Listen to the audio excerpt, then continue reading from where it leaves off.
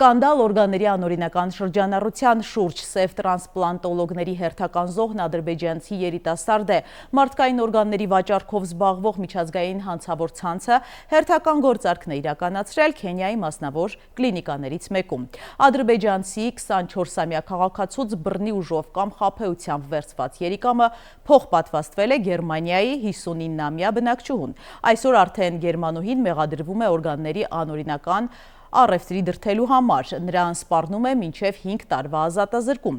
Այս սենսացիոն բացահայտումը գերմանական առաջատար լրատվամիջոցների համատեղ և երկարատև հետաքննության արդյունքն է։ Մեղադրյալը ապահովագրական ընկերության նախկին աշխատակից Սաբինա Ֆիշել-Կուգլերը, որը երկար տարիներ տառապում էր երիկամային անբավարարությամբ, իրավապահներին խոստովանել է, որ երիտասարդի օրգանի համար միջնորդներին վճարել է 200,000 եվրո։ Հիշեցնենք, որ Գերմանիայի օրենսդրությունն արգելում է մարդկային օրգանների հետ կապված ցանկացած ֆինանսական գործարք և դրա համար նախատեսում է խիստ պատժամիջոցներ, ընդհուպ մինչև բանտարկություն։